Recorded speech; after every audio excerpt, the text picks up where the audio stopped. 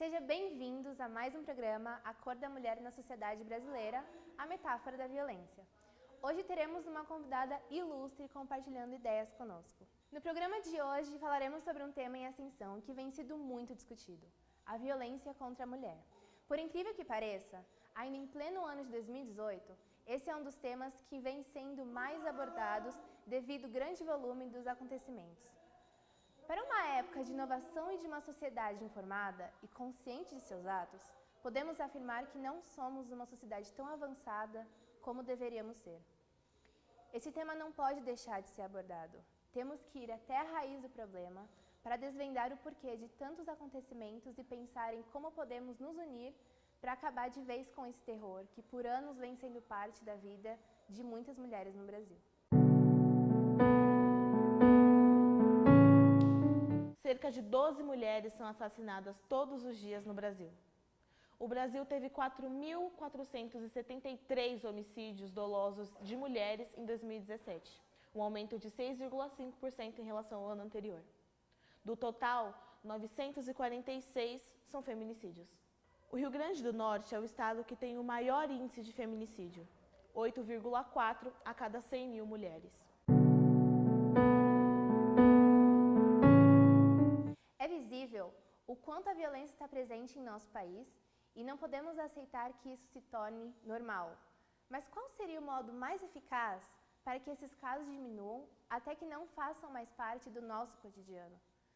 Muitas mulheres têm a vontade de se libertar, pois muitas das vezes se encontram em situações em que não enxergam uma saída. Os agressores são tão obcecados que acabam de qualquer forma querendo dominar a vida dessas mulheres. E uma vez que elas tentam fugir ou se libertar da situação péssima que se encontram, acabam sendo mortas. Em contrapartida, hoje em dia já existem grupos de mulheres, delegacias ou até mesmo instituições que estão em busca do fim dessa violência, onde criam programas que existem solidariedade entre as mulheres. Elas se apoiam, aconselham e se fazem presentes para que estas vítimas tenham, além da coragem de reverter a situação, o conforto e segurança de que não virá algo pior acontecer após suas decisões. Como, por exemplo, temos o grupo chamado Elas por Elas, criado por mulheres com o intuito da união, se apoiando em todas as questões relacionadas à violência e até mesmo em questões políticas, onde é uma área que as mulheres ainda continuam em busca de seus espaços. Um dos grandes destaques desse grupo foi tamanha harmonia e parceria entre elas, com diversos ataques contra mulheres que aconteceram nos últimos meses, onde elas formavam grupos para ir e voltar de casa juntas, para tentar evitar tamanhas agressões que, infelizmente, fazem parte do nosso cotidiano. Eu vou fazer barulho sim! Vamos fazer barulho pela segurança dos transportes! Vamos fazer barulho pela segurança dos transportes! Não importa a hora! A roupa! A região! Obrigado.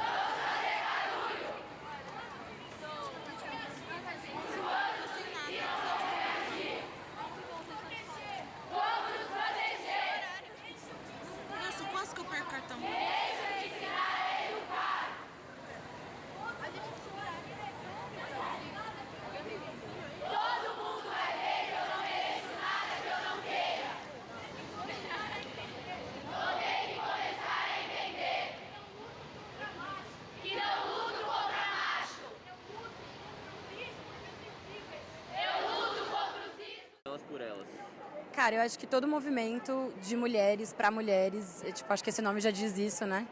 É muito importante. Eu acho que nós, mulheres, somos as que a gente sabe o que a gente vive e é muito importante, então, que a gente esteja junta para conseguir dizer o que a gente vive para as pessoas, para as outras pessoas, né? Acho que a gente se organizar, não que os homens não tenham que estar com a gente, eu acho que eles têm que estar, mas a gente protagonizar esses espaços são muito importantes para que a nossa voz seja ouvida. Muitas vezes ela não é, a gente não tem muito espaço para falar as coisas na sociedade, a gente tem baixíssima representação nos espaços de poder, então a gente tem que recorrer a movimentos de rua e espaços para que a gente consiga ser ouvida de uma maneira que a gente historicamente nunca foi. É um movimento importante, é pacífico sim, tá? A gente tá aqui na rua, não só pelo fato de, tipo assim, é um bando de algazarra, mas a gente tá aqui lutar pelos nossos direitos, porque você que tá aí do outro lado da tela, a quem tá aqui do lado, a quem tá ali no meio do movimento, tá precisando de segurança e a gente precisa fazer de tudo para que a gente possa nos resguardar e tá segura para andar na cidade, a gente não é objeto para ser violado. Agora iremos conversar um pouco com a nossa convidada do dia, a psicóloga Agnes Torres. Agnes, boa noite. Boa noite. Muito obrigada por estar aqui hoje. Eu que agradeço. Agnes, como você enxerga a violência contra a mulher? Como essa violência é vista pelo trabalho em conjunto que você faz com a delegacia? Eu acredito que a violência contra a mulher ela é a expressão mais dramática da forma como a mulher é vista hoje na sociedade. O que isso quer dizer? Quando a gente fala de violência contra a mulher, nós já associamos o fato de uma agressão física ou uma agressão psicológica, né?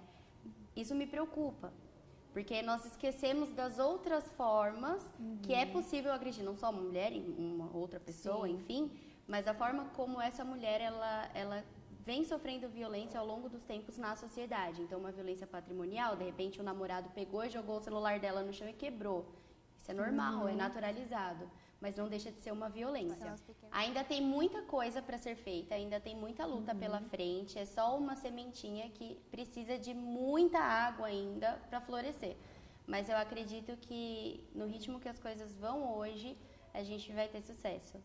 Tanto que a própria Lei Maria da Penha, existe um estudo que fala que ela é uma lei, na verdade, que foi criada para acabar, né? Espera-se que em 100 anos ela não exista mais. 100 anos parece muito, mas na realidade, em questão de mudança cultural, né, e ressignificação de valores, é um tempo curto. Sim. E Agnes, quais seriam as causas de todos esses acontecimentos nos últimos tempos? Eu acredito que não aumentaram os casos, mas eles estão sendo vistos. Essa é a grande diferença. Por todo esse processo de desmistificação, essa ressignificação de valores, essa construção, reconstrução, na verdade, histórica e do papel da mulher na sociedade, faz com que as mulheres não fiquem mais quietas, né? Então, acontece algo, elas conseguem, elas têm essa conscientização, então elas entendem o que está acontecendo e elas conseguem procurar ajuda. Inclusive por conta de redes sociais, a mídia como um todo, que traz essa informação, né, e que trabalha nessa questão de conscientização das mulheres, para que elas percebam o que está acontecendo e possam buscar ajuda. Então, por todo esse processo que vem acontecendo, eu acredito que os casos estejam sendo vistos, mas não que aumentaram propriamente dito. Sim. Você disse sobre as mulheres agora em terem esse poder, essa oportunidade de poder falar o que acontece dentro de casa, o que acontece com elas pessoalmente, mas muitas mulheres hoje em dia ainda não conseguem ter essa mesma coragem. E aí eu queria saber se você acha que é medo da sociedade ou é medo do próprio marido ou do próprio esposo, do namorado, enfim.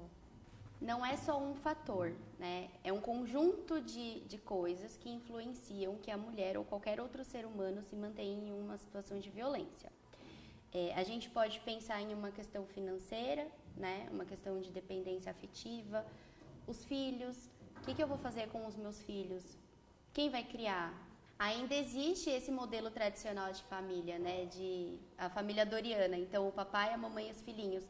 Como que os meus filhos vão reagir de repente em uma separação e nessa separação eu estou sendo vítima de violência, né? O quão traumático vai ser para eles? Então, não só o que a sociedade vai pensar, mas também a minha família e o que a própria mulher vai pensar dela mesma. Eu entrei nesse relacionamento, ninguém entra no jogo para perder, né? Falando em um termo bem claro. A gente não entra em um relacionamento querendo que ele acabe, né? E o término traumático é algo que às vezes a mulher não suporta. E não suporta por conteúdos dela, conteúdos psíquicos dela, né? Ela pode se manter nesse relacionamento como uma muleta para ela. Então, de repente, se ela termina esse relacionamento, ela precisa entrar em contato com coisas que ela não vai dar conta naquele momento, ou que ela não está preparada para tentar entender, e ela vai se mantendo. Ou, às vezes, até mesmo o que é mais clássico, que é a esperança de que o agressor, de que o homem, ele vai mudar. E por último, eu queria te pedir, se você tivesse algum conselho para essas vítimas, para elas se abrirem mais, para terem mais voz, qual seria? Eu não daria um conselho para as vítimas, mas eu daria um conselho para todas as mulheres e, na realidade, para todo mundo. Preste atenção nos comportamentos da pessoa que está ao seu lado. Não naturalize as questões de violência. Pegar a namorada pelo braço e levar embora de um barzinho não é algo normal, né? Você vê que a tua amiga, ela tá ali com o celular toda hora, dando satisfação, alguma coisa pode estar sendo sinalizada ali, né?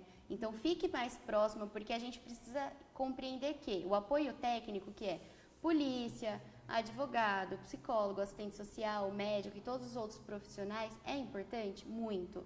Mas o apoio afetivo, ele é muito mais importante, porque ele vai dar o incentivo para que essa mulher procure ajuda, né?